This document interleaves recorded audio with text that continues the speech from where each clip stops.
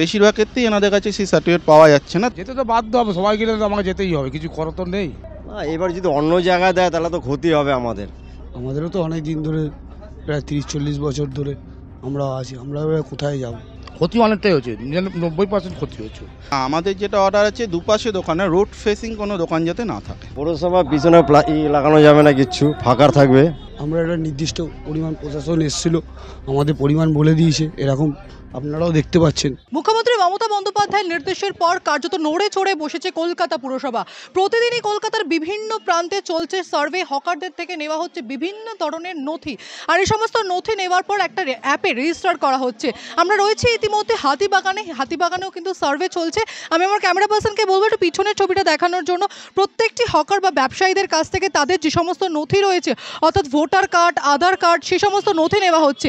এছাড়াও রেজিস্ট্রেশনের জন্য ফোন নাম্বার নেওয়া হচ্ছে, ছবি তোলা হচ্ছে।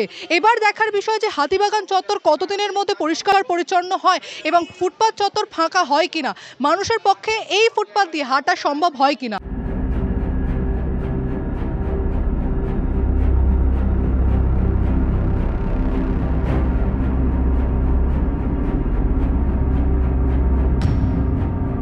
রাস্তার দুপাটে অর্থাৎ ফুটপাতের দুপাশে দোকান অবৈধ, খুব তাড়াতাড়ি সরিয়ে ফেলতে হবে, পরিষ্কার করতে হবে ফুটপাত।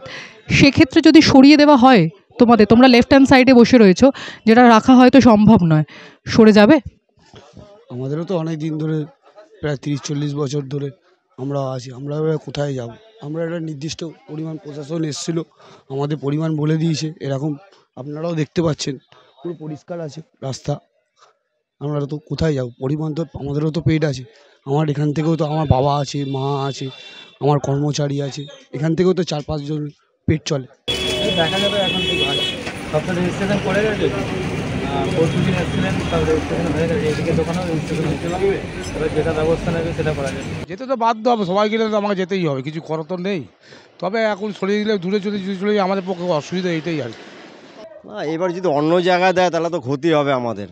এগুলো এখানে নিয়ে খালদারে দিয়ে দিলো, তো ওইখানে তো আর লোক যাবে না। আমাদের একটা জায়গায় দিতে হবে, নির্দিষ্ট জায়গায়, যে এখানে লোকজন চলাচল করছে, এখানে ব্যবসা হবে। এখনো পর্যন্ত কি কোনো নিয়ম করে দেওয়া হয়েছে যে একটা লাইন, মানে আমরা ধর্মতলায় দেখেছি যে একটা লাইন করে দেওয়া হয়েছে, লাইনের বাইরে দোকান বার করা যাবে না, ফুটপাতের 1/3 আপনাদের এখানে এমন কোনো নিয়ম করা হয়েছে? এখন সেটা বলেনি, ওরা পেছনটায় এখনো ওরা কী করবে জানি না, আমাদের এখানে এখন কিছু বলেনি, এখন শুধু নামগুলি লিখে নিয়ে যাচ্ছে, তারপরে ওইটা পরবর্তীকালে 1 মাস পর যে মিটিংটা হবে দিদি বলেছে, তখন আমরা বুঝতে পারবো। তো বলে দিয়ে ছোটো করতে, ছোটো তো কড়াই হয়ে গেছে, আর এইভাবে চলছে আর কি। আর আগাজুরের দোকান 4 ফুট করে দোকান আছে, আমাদেরও 4 ফুট দোকান আছে, এই আর কি, এইভাবে চলছে। একদম যার যেরকম দোকান আছে পুরো দোকানের লেভেলেই রাখতে হবে, ভেতরকার ব্যাপার, বাইরেকার ব্যাপারটা ঠিক যেরকম তো চলছে সেরকমই চলছে। পৌরসভা পিছনে লাগানো যাবে না, কিচ্ছু ফাঁকা থাকবে।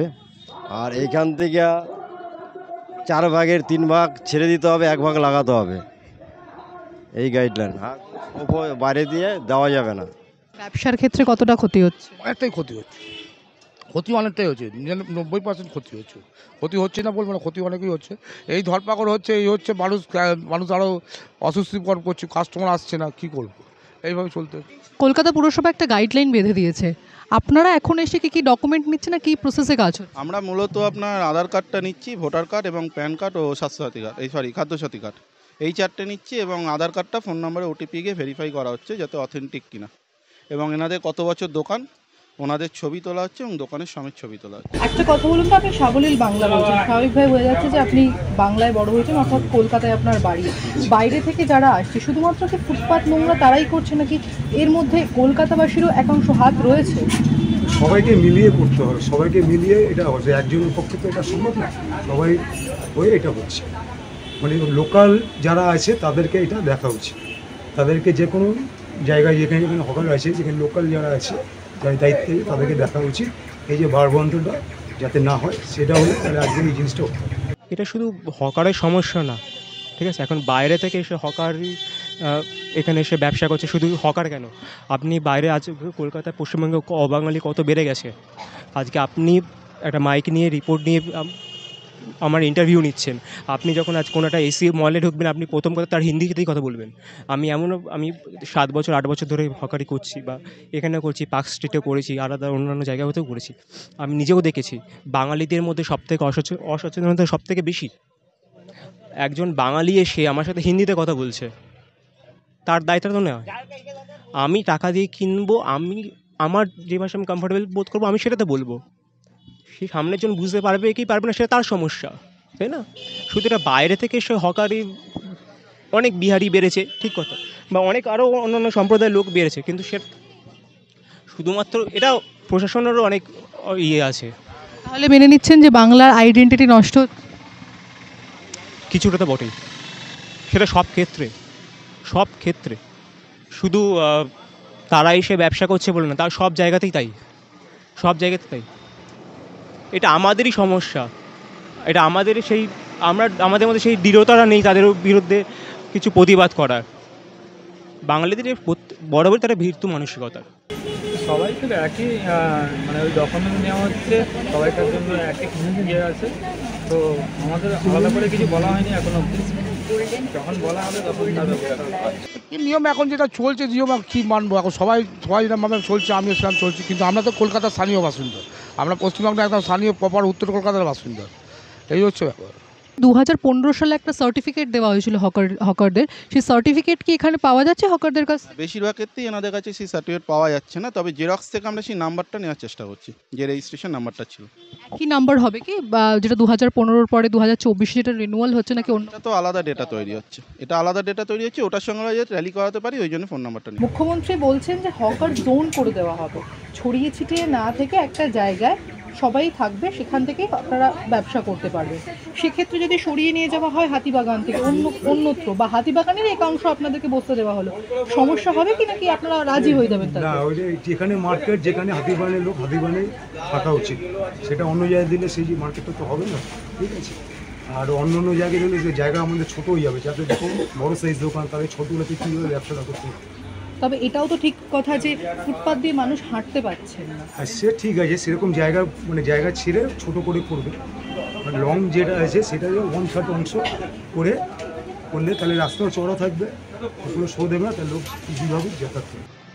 ভালোই হবে তাদের, ভালো হবে যদি একটা জোন থাকে, তাহলে তো এইরকম অসুবিধা হবে না, কাস্টমার সবারই সমান জায়গা থাকবে, তো সবারই জন্য ভালো, আমার কাস্টমারদের জন্য ভালো, আমাদের জন্য ভালো। সমস্যা কি হচ্ছে যদি একটু বলেন? এখন এই মুহূর্তে কোনো সমস্যা নেই, আগে যেরকম এমনি মোটামুটি ঠিকই আছে, কোনো অসুবিধা নেই। উনি যে সিদ্ধান্তটা নিয়েছেন যথেষ্ট ভালো সিদ্ধান্ত নিয়েছেন, আমাদের এখন সেভাবে কোনো অসুবিধা হচ্ছে না। সেটা দেখুন, বলা যাচ্ছে না, এখানে এত পরিবার আছে, এতজন আছে, কম লোকে হকার নেই, সেখানে সামনাসামনি করলে তাও একটা খুব ভালো হয়। এখান থেকে যদি 4-5 কিলোমিটার দূরে করে, তখন তো 30-40 বছর ধরে আমরা এখানেই দোকানদানি করছি, একটা কাস্টমারেরও ব্যাপার আছে, সবাই জানে এখানে আসে, সেটাই বলে। 30-40 বছর ধরে আপনি আছেন নাকি আপনার? আমি আছি তো 22 বছর ধরে দোকানদানি করছি, আমার বাবা তো 40 বছর ধরে দোকানদানি করছে। প্রবলেম হবে, এখানে 12 মাস পড়ে আছে, তবে সেটার জন্য প্রবলেম তো হবে সবাই, আমার তো একার না, সবারই আছে এখানে।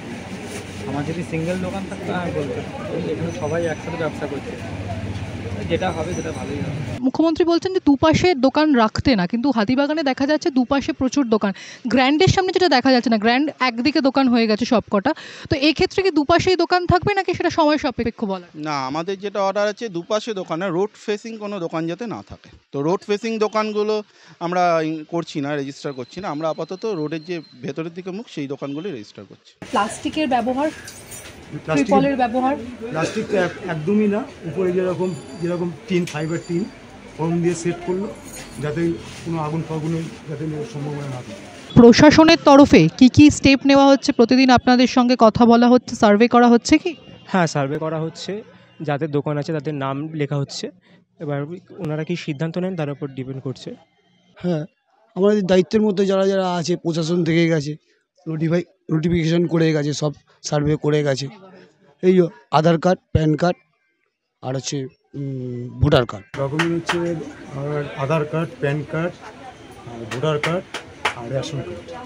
আধার কার্ডের জেরক্স নিয়েছে, ভোটার কার্ডের জেরক্স, রেশন কার্ডের জেরক্স, প্যান কার্ডের জেরক্স।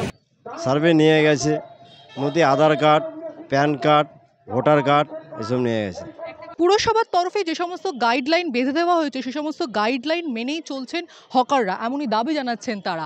এছাড়াও আমি আমার ক্যামেরা পার্সনকে বলবো একটু পিছনের ছবিটা দেখানোর জন্য। পুরসভার তরফে জানানো হয়েছিল দোকান ঢাকার জন্য কোনো ধরনের পলিথিন কিংবা প্লাস্টিকের বা ত্রিপলের ব্যবহার চলবে না। সেই ছবি কিন্তু দেখা যাচ্ছে দোকানের পিছনের অংশে যে আমরা রয়েছি এই অংশে যে সমস্ত ত্রিপল কিংবা প্লাস্টিক লাগানো ছিল তা সরিয়ে ফেলা হয়েছে। প্রতিদিনই হাতিবাগান চত্বরে চলছে সার্ভে। পুরসভার কর্মীরা বিভিন্ন ধরনের নথি যেমন Aadhaar card, voter card, PAN card এই ধরনের নথি কিন্তু হকারদের থেকে নিচ্ছেন, এছাড়াও রেজিস্ট্রেশন করছেন। এবার হাতিবাগান চত্বর কতটা পরিষ্কার হয়, ফুটপাত কতটা ক্লিয়ার হয় সেদিকে আমাদের নজর থাকবে। আপনারা দেখতে থাকুন দ্য ওয়াল, কারণ খবর এখন এখানে। ক্যামেরা প্রিয়াঙ্কার সঙ্গে প্রীতি, দ্য ওয়াল, হাতিবাগান।